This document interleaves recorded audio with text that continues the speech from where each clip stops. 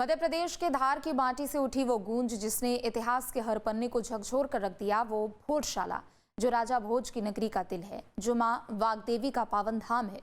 सदियों से जिस सच को दबाया गया, जिस मंदिर को विवादों की जंजीरों में जकड़ा गया, आज वो सच न्याय की चौखट पर अपनी अंतिम और निर्णायक लड़ाई लड़ रहा है। दरअसल हाईकोर्ट ने ऐतिहासिक फैसला सुनाया तो बात सुप्रीम कोर्ट तक पहुंची और अब वहां से आए अंतरिम आदेश ने इस लड़ाई को एक नया मोड़ भी दे दिया है। कोर्ट ने नमाज के लिए वैकल्पिक जगह देने को कहा है, लेकिन मंदिर के अधिकार और एएसआई के सर्वे की रिपोर्ट पर हाईकोर्ट का फैसला अब भी अटक है। देखिए।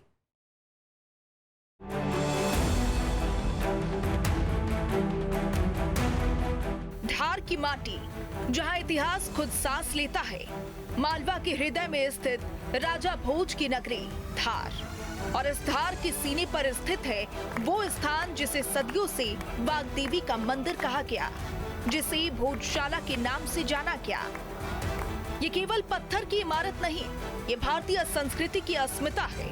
वर्षों से जिस सच को दबाने की कोशिश की गई, जिस इतिहास को मिटाने का षड्यंत्र रचा गया, आज वो सत्य एक बार फिर न्याय की चौखट पर अपनी विजय गाथा लिख रहा है।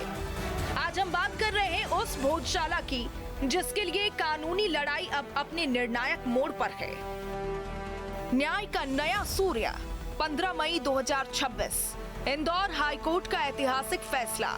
भोजशाला घोषित हुई मां सरस्वती का मंदिर। एएसआई का सच, रिपोर्ट में प्राचीन मंदिर के प्रमाण। बदलाव पर रोक, कोर्ट ने हर तरह के निर्माण को नकारा। 15 मई 2026 को इंदौर हाईकोर्ट ने वो फैसला सुनाया जिसका इंतजार बरसों से था। कोर्ट ने एएसआई की वैज्ञानिक रिपोर्ट को आधार मानते हुए भोजशाला को मां सरस्वती का मंदिर माना, लेकिन जैसा कि अक्सर होता है, सच को स्वीकार करने के बजाय विपक्ष ने सियासत का ढोल पीटना शुरू कर दिया। सुप्रीम कोर्ट ने केवल हाईकोर्ट के आदेश का निरीक्षण किया है और हाईकोर्ट का आदेश जो हुआ था कि भोजशाला मां का मंदिर है, घोषित किया है उसको, और तभी से यहाँ पूजक पाठन चल रहा है। तो यह निर्णय जो हुआ था हाईकोर्ट का, ये जो सर्वे के दौरान 51 प्रतिमाएं निकली थी और 1600 अवशेष जो सनातन धर्म की निकले थे उसके आधार पर हुआ था। तो यह निर्णय ठीक है, अभी जो राहत दी है तो सुप्रीम कोर्ट ने जो राहत दी उसका स्वागत है, लेकिन निश्चित ही जब इसके निर्णायक भूमिका में आएंगे तो पूरा क्षेत्र माँ का मंदिर है और भोजशाला अपने गौरव को पुनः प्राप्त करेगी। मुस्लिम पक्ष के वकीलों ने सुप्रीम कोर्ट में पूजा स्थल अधिनियम 1991 का हवाला देकर पुरानी व्यवस्था बहाल करने की दलीलें दी। अजीब बात है, जो स्थान सदियों से मंदिर रहा, वहाँ नमाज की परंपरा को ही संस्कृति बताकर पेश करने का प्रयास किया गया। हुजैफा अहमदी और अभिषेक मनु सिंघवी जैसे दिग्गजों ने कोर्ट में दलीलें तो दी, लेकिन इतिहास के साक्ष्यों के आगे उनकी सियासत फीकी नजर आई। सियासत की बिसात, भ्रम का जाल, पुरानी व्यवस्था के नाम पर नया दबाव, ऐतिहासिक चूक, 1995 की सहमति को ढाल बनाने की कोशिश, सियासी ढोंग। कोर्ट के फैसले के बाद क्षेत्र में शांति, फिर भी विरोध। सुप्रीम कोर्ट ने सोमवार को एक संतुलित लेकिन कड़ा रुख अपनाया। कोर्ट ने नमाज के लिए एक वैकल्पिक जगह देने को कहा। शुक्रवार दोपहर 1 से 3 बजे के बीच परिसर के पास नमाज होगी, लेकिन ध्यान रहे, कोर्ट ने हाई कोर्ट के फैसले पर फिलहाल कोई रोक नहीं लगाई है। आज जब सुनवाई शुरू हुआ तो मुस्लिम पक्ष के द्वारा स्टेटस को एंटी, यानी कि 15 मई 2026 के पहले जो मुसलमानों को भोजशाला परिसर में आने जाने का और नमाज अदा करने का जो स्वतंत्रता था, उसको पुनः बहाल करने की बात की गई।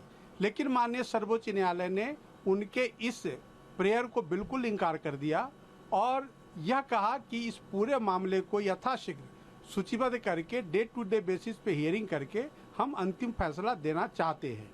लेकिन मुस्लिम पक्ष के द्वारा बार बार स्टेटस को एंटी की बात कही जा रही थी, लेकिन दोनों पक्ष को ध्यान में रखते हुए, विषय की गंभीरता को ध्यान में रखते हुए और कॉम्युनल हार्मनी की बात को ध्यान में रखते हुए माननीय सर्वोच्च न्यायालय ने नोटिस जारी करते हुए 2 अंतरिम व्यवस्था दी।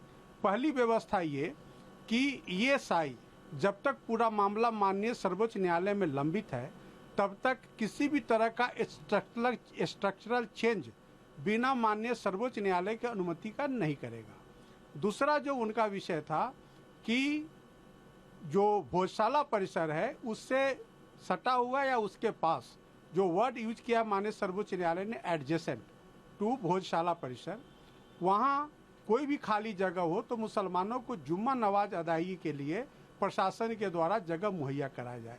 तो इस तरह की अंतरिम व्यवस्था दिया गया है तब तक जब तक कि पूरे मामले का निस्तारण माननीय सर्वोच्च न्यायालय के द्वारा नहीं हो जाता है।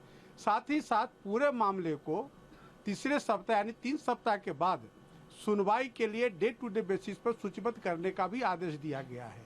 तो आज का जो ये आदेश है माननीय सर्वोच्च न्यायालय का, वो दोनों ही पक्षों के राइट्स को ध्यान में रखते हुए पारित किया गया है और खासकर जो माननीय उच्च न्यायालय का आदेश है उस पर किसी भी तरह का रोक नहीं है, यानी कि हिंदू समाज के लोग अनवरत भोजशाला परिसर में माता सरस्वती के मंदिर में पूजा अर्चना करते रहे। सरकार का पक्ष स्पष्ट है। सॉलिसिटर जनरल तुषार मेहता ने साफ कर दिया है कि हाईकोर्ट के आदेश के बाद प्रशासन ने बेहतरीन काम किया है, सामाजिक सौहार्द बना हुआ है। अब सोचिए, जब शांति है, जब न्याय व्यवस्था अपना काम कर रही है, तो फिर विपक्ष को तकलीफ क्यों है? क्या सच के सामने आने से उनका चुनावी एजेंडा ध्वस्त हो रहा है? सत्य का रक्षक, संरचनात्मक बदलाव, एएसआई को कोर्ट की अनुमति अनिवार्य, वैज्ञानिक आधार, मंदिर होने का पुख्ता पुरातात्विक साक्ष्य, वाग्देवी प्रतिमा, लंदन से वापसी की मांग पर भी गंभीर विमर्श। भोजशाला अब केवल विवाद नहीं, एक विश्वास है। ये उस वाग्देवी का घर है जिनकी पूजा सदियों तक इस धरा पर हुई। सुप्रीम कोर्ट की सुनवाई अभी जारी है, लेकिन एक बात तय है कि अब इतिहास के पन्नों को कोई नहीं बदल पाएगा। ये देश की संस्कृति का गौरव है और जो लोग इसे सियासत का मोहरा बनाना चाहते हैं, उन्हें समझ लेना चाहिए कि न्याय के इस मंदिर में झूठ की गूंज बहुत कमजोर है। हर मंगलवार आते हैं। अच्छा, इसके बारे में सुना, इसकी पूरी जानकारी है? क्या विवाद था ये? हाँ, 2003 से चल रहा था। क्या चल रहा था ये वो मुस्लिम उनके इधर से ऐसा था कि वो बोल रहे थे कि हमारी है, पर ये भोजशाला तो अपनी थी, राजा भोज ने बनवाई थी। और यहाँ पे माँ सरस्वती की मूर्ति भी थी, लेकिन वो अब अपने इधर नहीं है, वो लेके चले गए थे ब्रिटिश टाउन। बेधड़क आ रहे हैं। पहले हम देखते थे कि पहले एक तनाव का माहौल रहता था। हाँ। इस बार आज आने में कोई डर तो नहीं लगा? नहीं नहीं, बिल्कुल भी नहीं, अपना वाला फील आया। अपना वाला फील आया, अपने मंदिर वाला फील। हाँ, हर बसंत पंचमी पे आती हूँ मैं तो। हर बसंत पंचमी पर इस बार तो बहुत अच्छा माहौल था बसंत पंचमी पे। निर्विरोध पूजा हुई इस बार? हाँ, बहुत अच्छी पूजा है। अब तो बहुत खुशी हो रही है ये सब देख के। यहाँ पे बहुत संघर्ष हुआ है। पापा, हमारे दादी वगैरह ने सबने बताया हमें यहाँ के बारे में। क्या हमने बहुत संघर्ष किया है। पहले भी 2011 में मतलब यहाँ पे हुआ था। तो हमारे बड़े पापा और यही आए थे, उनको भी डंडे पड़े थे यहाँ पे। अच्छा। हाँ, तो बड़े पापा को डंडे पड़ गए तो थे। कितने 15-1 दिन तक तो हॉस्पिटल में ही थे। बड़े पापा ने हार नहीं मानी, जिसका नतीजा ये है कि यहाँ पे मंदिर जो है हिंदुओं के लिए कह दिया गया है और हाई कोर्ट यही कह रहा है कि यहाँ पे अब पूजा अर्चना की जा सकती है, कोई भी किसी प्रकार की दिक्कत नहीं होगी। और देखिए ये क्या दिखा रहे हैं आप? ये जो मूर्तियां हैं, जो इन्होंने जब ये शुक्रवार के दिन आया करते थे, दिग्विजय शासन में जो इनको प्रमाणित किया गया था, तो ये हमारी एक आकृति थी देवी देवताओं की, जो ये खंडित की गई है। इस स्तंभ में आपको चारों तरफ आप देखेंगे, ये प्रभु श्री राम जी की आकृति है। इसे ध्यान से देखेंगे, धनुष लेके खड़े हैं, ये श्री राम जी की आकृति है। इधर आप देखेंगे तो यहाँ पर प्रभु भोलेनाथ जी की आकृति देखिए। यहाँ पर हर तरह की आकृति है जिसे इन्होंने कहीं ना कहीं छीनी हथौड़े से लाया करते थे और खंडित किया करते थे। इधर अगर आप देखेंगे तो यदा यदा ही धर्मस्य, कृष्ण भगवान जी की ये मूर्ति है, चक्र लिए खड़े हुए हैं सुदर्शन, और ये कृष्ण भगवान जी की मूर्ति है जिन्होंने पूरी तरह से खंडित करने की कोशिश करी है कि किसी रूप से उन्होंने जाहिर ही नहीं होने दिया कि ये मंदिर नहीं है, मस्जिद नहीं। उन्होंने पूरी कोशिश करी, मगर कहा जाता है ना, सनातन कभी ना झुका है ना टूटा है और ना वो खंडित होगा। जैसे अजर अमर है। जैसे कि अभी कुछ समय पहले एक ने बोला है कि सनातन को तो नष्ट कर देना चाहिए, खत्म कर देना चाहिए। उसके एक बयान ने उसने सोचा था कि शायद सनातन खत्म होगा, पर यहाँ पर अगर आप देखा जाए तो प्रमाण है सनातन कभी नहीं मरेगा और ना कभी खत्म होगा। यहाँ के उकरती हुई आकृतियाँ ये बता रही हैं कि यही एएसआई ने जब सर्वे किया था तो इन तमाम चीज़ों को यहाँ पे देखा था, जांचा था, और ये तमाम सबूत यहाँ पे दिए गए थे कि यहाँ पर सनातन के यहाँ पे साक्ष्य मिले हैं और अलग अलग आकृतियाँ मिली हुई हैं। तस्वीरों में देखिए किस तरीके से। जी, जो आपने वहाँ पर जो शिलालेख देखी हुई थी, वही शिलालेख है जो यहाँ पर खंडित करके नीचे लगा दी गई है। पाली भाषा की जो नाट्य की हल्के हल्के यहाँ पे मैं शब्द देख रहा हूँ, जो जैसे देखेंगे पूरे शब्द है, देखिए। ये पूरी है ना हमारी लेख थे, ये लेख इन्होंने खत्म कर दिए, नष्ट कर दिए। 2 पाली भाषाओं की नाटकन लिखी हुई है जो 1902 जब सर्वे हुआ था और उसमें वो 2 संरक्षण रख दी गई है, बाकी कहीं ना कहीं यहाँ पर तोड़ के हमारे लिए क्या लिखा हुआ इसमें कुछ समझ पा रहे हैं? ये पाली भाषा की नाट्य है जो राजा भोज के टाइम पे जो चलता था, वो शिलालेख के ही पट में जो 84 वेद रचनाएं हुआ करती थी, वो रचनाएं हैं, पर ये है पाली भाषा में और उनको खंडित करके कहीं ना कहीं हमारे ही पैरों में रख दी गई है। ये काल सर्प दोष यंत्र हैं, वो हर तरह से वो कहते हैं ये काल सर्प दोष यंत्र हैं। यहाँ पर यंत्र के मामले में देखा जाए तो सिर्फ अब 2 यंत्र रह गए हैं, एक काल सर्प दोष यंत्र है, दूसरा एक यंत्र वहाँ पर है वो पितृदोष यंत्र है। ऐसे करके 2 ही यंत्र बचे हैं, तो बाकी यंत्रों को यहाँ से बाकी यंत्रों को इन्होंने नष्ट कर दिया, खत्म कर दिया है। धार से उठने वाली ये न्याय की गूंज पूरे भारत को बता रही है कि देर हो सकती है पर अंधेर नहीं। भोजशाला की शान और मां सरस्वती का आशीर्वाद सदैव इस राष्ट्र के साथ था, है और रहेगा। Team news state. आपके मोबाइल पर तुरंत आएगी ब्रेकिंग न्यूज।